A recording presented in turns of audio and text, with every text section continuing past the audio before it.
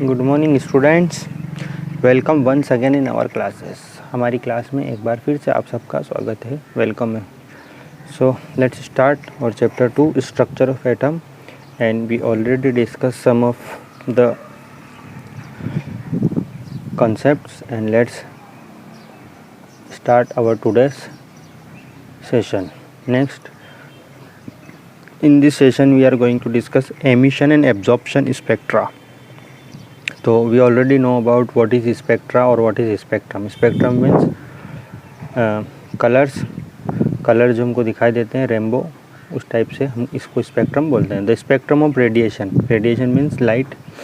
सो जो स्पेक्ट्रम है radiation emitted by substance that has absorb energy is called emission spectrum. मतलब emission spectrum हम उसको बोलते हैं जब कोई सब्सटेंस एनर्जी अब्जॉर्ब करे और एनर्जी अब्जॉर्ब करने के बाद वापस से एनर्जी रिलीज़ करे, तो रिलीज़ करने के बाद जो कलर हमको दिखाई देंगे उसी को हम बोलते हैं एमिशन स्पेक्ट्रम। और एटम मॉलिक्यूल हैं, एटम मॉलिक्यूल्स और आयन दैट है एब्जॉर्ब रेडिएशन। कोई एटम मॉलिक्यूल जब एनर्जी रेडिएशन को एब्जॉर्ब कर लेता है तो हम उसको बोलते हैं एक्साइटेड, वो एक्साइट हो गया। एनर्जी को एब्जॉर्ब करने के बाद हम बोलेंगे इट इज़ एक्साइटेड।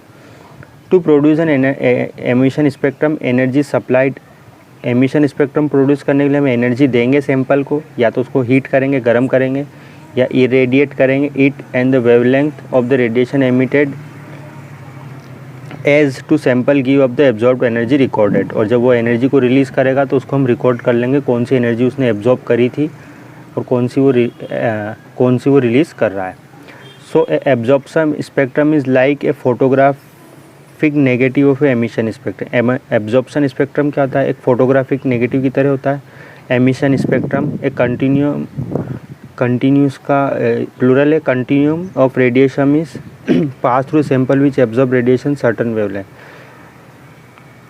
तो ये रेडिएशन जो है the missing wavelength which correspond to the radiation absorb by the metal leave dark space in the bright continuous spectrum. So देखो अभी इसको मैं समझाता हूँ और अच्छे से। द स्टडी ऑफ एमिशन और absorption spectra refer to spectroscopy. तो जब हम इस स्पेक्ट्रम की स्टडी करेंगे, इन कलर्स को देखकर हम उसके बारे में जानकारी निकालेंगे, हम उसको स्पेक्ट्रोस्कोपी बोलते हैं। Okay, so the spectrum of the visible light as discussed above was continuous as all wavelength of the visible light are present in the spectra. तो विजिबल लाइट का जो स्पेक्ट्रम होता है वो हम उसको बोलते हैं कंटिन्यूस स्पेक्ट्रम। कंटिन्यूस क्यों बोलते हैं? क्योंकि सारे कलर एक दूसरे में घुले हुए रहते हैं, हम उसको अलग अलग नहीं देख सकते। The emission spectrum of the atom in the gas phase on the other hand do not show a continuous spread of wavelength। उसी तरीके से the emission spectrum होता है एटम का इन द गैस फेज में, अगर वो गैसियस फॉर्म में। on the other hand do not show a continuous spread of wavelength from red to violet, rather they emit light only at specific wavelength with dark spaces between them। such spectra are called line spectra or atomic spectra because the emitted radiation is identify the appearance of bright light in the spectra। Next है line spectra. अभी मैं diagram से समझाता हूँ आपको सब कुछ, ठीक है। See this line spectra.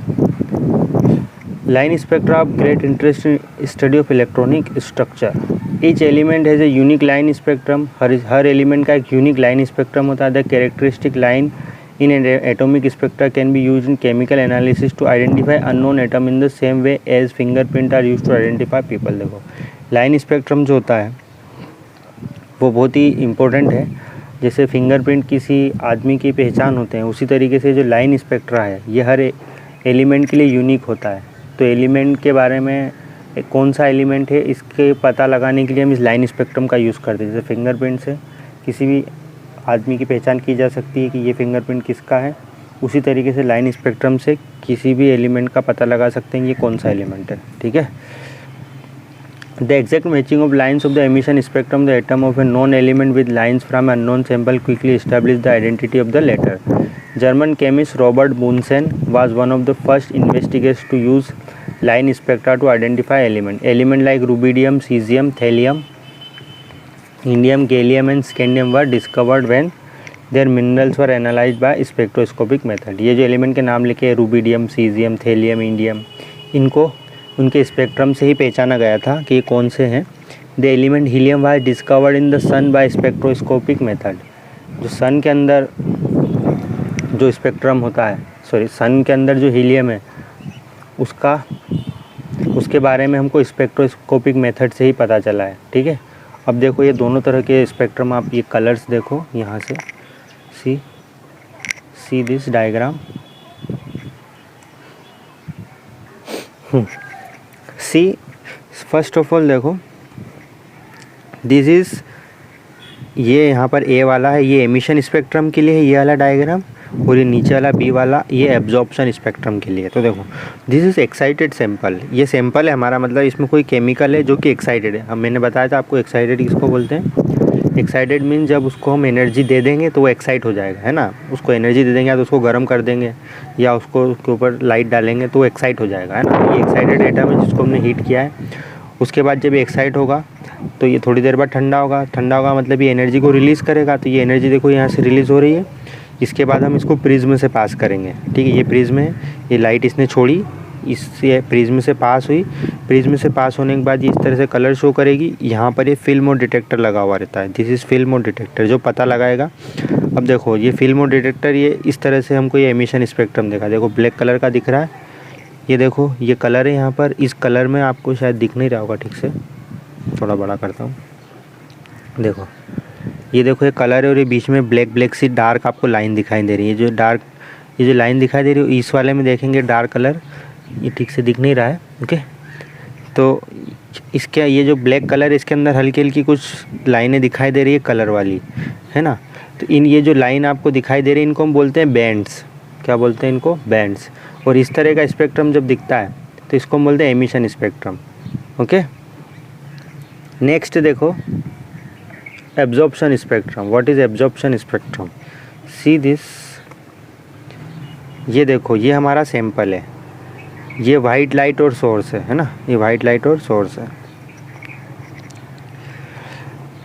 इसको हमने क्या किया, एब्जॉर्प्शन सैंपल, इसको हमने लाइट दी जिसको इसने एब्जॉर्ब करा, है ना।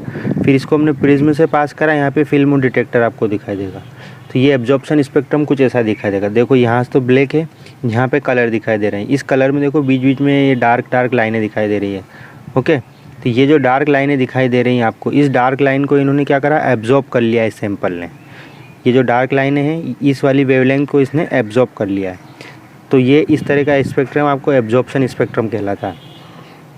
See this, read what is written atomic emission। First the light emitted by sample of excited hydrogen atom, ये हाइड्रोजन एटम का था और एनी एलिमेंट का भी हो सकता है। Can be pass through prism and separated into certain discrete wavelength. Thus an emission spectrum which is a photographic recording of the separated wavelength is called as line spectrum. इस ऊपर वाले को हम लाइन स्पेक्ट्रम भी बोलते हैं। Any sample of reasonable size contain an enormous number of atom. कोई भी सैंपल है उसमें बहुत सारे एटम्स होते हैं। Although single atom can be in only one excited state at a time. तो लेकिन एक सिंगल एटम जो होता है एक्साइटेड होता है at a time. The collection of atom contain all possible excited state, सभी तरह की उसमें पॉसिबल एक्साइटेड स्टेट होगी। मैंने बताया एक्साइटेड स्टेट जब वो एनर्जी को एब्जॉर्ब कर लेगा तो एक्साइटेड हो जाएगा। The light emitted as this atom fall to lower energy state is responsible for the spectrum. Next दे रखा atomic absorption. When white light is pass through unexcited atomic hydrogen atom, जो white light को हम pass करते हैं unexcited atomic hydrogen and then through a slit and prism, the transmitted light is lacking in intensity. तो उसमें से कुछ energy absorb हो जाएगी, मतलब वेवलेंथ एब्जॉर्ब हो जाएगी। And the recorded absorption is also the line spectrum. The absorption spectrum is also a line spectrum and the photographic negative of emission spectrum. इस तरह से स्पेक्ट्रम होते हैं। इन स्पेक्ट्रम की मदद से we can identify which element is this. So now next we are discussing, this is the about spectrum. What is spectrum, कितने तरह का होता है, emission spectrum, absorption spectrum and किस तरह से काम करता है, ये थोड़ा बहुत हमने इसका ब्रीफ डिस्कशन समझा। Now in this topic we discussed the most important topic of the today, line spectrum of hydrogen. हम हाइड्रोजन का लाइन स्पेक्ट्रम पढ़ने वाले हैं, बहुत इंपॉर्टेंट, बहुत ज़्यादा इंपॉर्टेंट। देखो what is line spectrum. When electric discharge is pass through gases hydrogen, the hydrogen molecule dissociate and energetically excited hydrogen atom produce emit electromagnetic radiation with discrete frequency. देखो, जब हम हाइड्रोजन गैस है उसके अंदर से electric discharge को पास करेंगे तो वो टूट जाएगा एटम्स में, और energetically excited hydrogen atom produce, और उसमें एक्साइटेड हाइड्रोजन एटम प्रोड्यूस होंगे जो कि electromagnetic radiation of discrete frequency, उसमें से कुछ फ्रीक्वेंसी के इलेक्ट्रोमैग्नेटिक रेडिएशन मतलब उसमें से कुछ लाइट रिलीज होगी। The hydrogen spectrum consist of several lines, उसमें कुछ लाइन्स दिखाई देंगी। नेम्ड आफ्टर द डिस्कवरर, उसमें कुछ लाइनें होंगी जिस साइंटिस्ट ने उनको खोजा उनके नाम पर उनको रखा गया है। First of all, Balmer showed in 1885 on the basis of experimental observation that if spectrum lines are express in terms of wave number. देखो, हम बामर जो था 1885 में बताया कि अगर हम स्पेक्ट्रल लाइंस जो हैं उसको वेव नंबर के फॉर्म में बताएं, then the visible line of the hydrogen spectrum obey the following formula. तो जो लाइन हमको दिखाई देंगी उसके लिए फार्मूला काम में आएगा। This is the most important formula wave number को कैलकुलेट करने के लिए। How to calculate wave number, ये फार्मूला आपको याद रखना है। ओके देखो, वी बार, ये this is wave number, this is number 1/2 का square minus 1/n। n what is n square? n is an integer, it is an integer equal to और greater than 3, या तो 3 के इक्वल होगा उससे ज़्यादा होगा, तो n इज़ इक्वल टू 3, 4, 5 हो सकता है। ओके, सो देखो नेक्स्ट,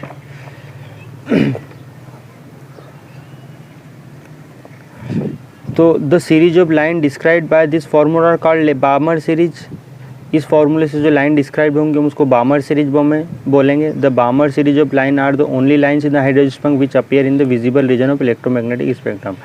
ये जो बामर सीरीज है लाइन्स की, ये ओनली लाइन्स है हाइड्रोजन स्पेक्ट्रम में जो कि हमको विजिबल रीजन में दिखाई देती है।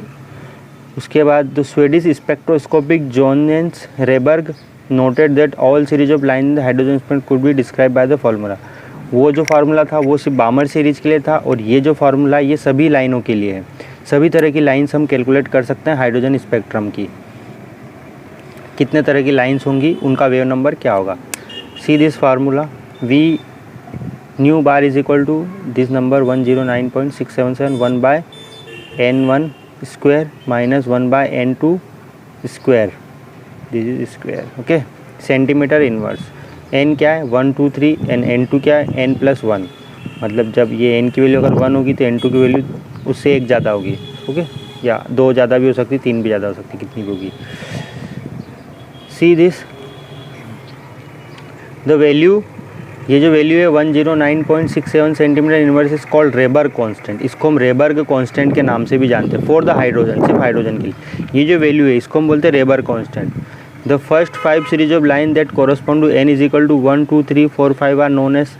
देखो, जो पहली 5 सीरीज जो हैं, पहली फर्स्ट 5 सीरीज लाइन जो हैं उनको हम बोलते हैं n1, 1, 2, 3, 4, 5। तो n1 को हम बोलेंगे लाइमन सीरीज, 2 बामर, 3 पास्चन, 4 ब्रैकेट और 5 fund series respectively. So the Lyman, बामर and Paschen series वो ट्रांजिशन फॉर, है ना। सो देखो, of all the element hydrogen atom is the simplest line spectrum. जितने भी एलिमेंट हैं उन सब में सबसे सिंपल स्पेक्ट्रम जो है वो हाइड्रोजन का होता है। Line spectrum become more and more complex for heavier atom, और ज़्यादा कॉम्प्लेक्स होता जाता है हेवी एटम्स के लिए। Which are common to all line spectra. The line spectrum the element is unique. Line spectrum जो होता है एलिमेंट का यूनिक होता है। And there is regularity in the line spectrum of each element. हर element में रेगुलरिटी थी। The question which arises are what are the reason for this similarity. Similarity का कारण क्या है। Is it something to do with the electronic structure of the atom. क्या electronic structure of atom में है। These are the question need to be answer. इनके answer खोजना जरूरी है। We shall find later that the answer to this question provide the key in understanding electronic structure of this element. इनका electronic structure अब हम समझेंगे। ठीक, तो ये तो था थोड़ा बहुत। हाइड्रोजन स्पेक्ट्रम को भी और पढ़ना है। आई नो कुछ चीज़ें आपको समझ में नहीं आएंगी, लेकिन अब उनको समझते जाएंगे, धीरे धीरे आगे समझ में आने लगेंगी। ओके, सो अब से जो मैं शुरू करूँगा नेक्स्ट सेशन में, जो अभी नहीं शुरू कर रहा हूँ, Bohr's model of hydrogen atom. This is the most important topic of the whole chapter. ये हमारे पूरे चैप्टर का बहुत इंपॉर्टेंट टॉपिक होने वाला है। बोहर्स मॉडल, इसको अब हम डिटेल में पढ़ेंगे और हाइड्रोजन स्पेक्ट्रम को और डिटेल में समझने वाले हैं, ठीक है। सो जो भी हमने पढ़ा है इसको रिवाइज करें, practice it, learn it, and if you have any problem then please mention me, I will solve your problem. जो भी पढ़ा है उसकी प्लीज़ प्रैक्टिस करें।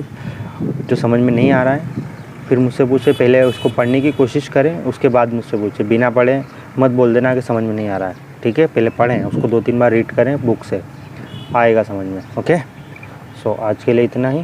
सो please read it, learn it, practice it, and bye bye. Thank you very much.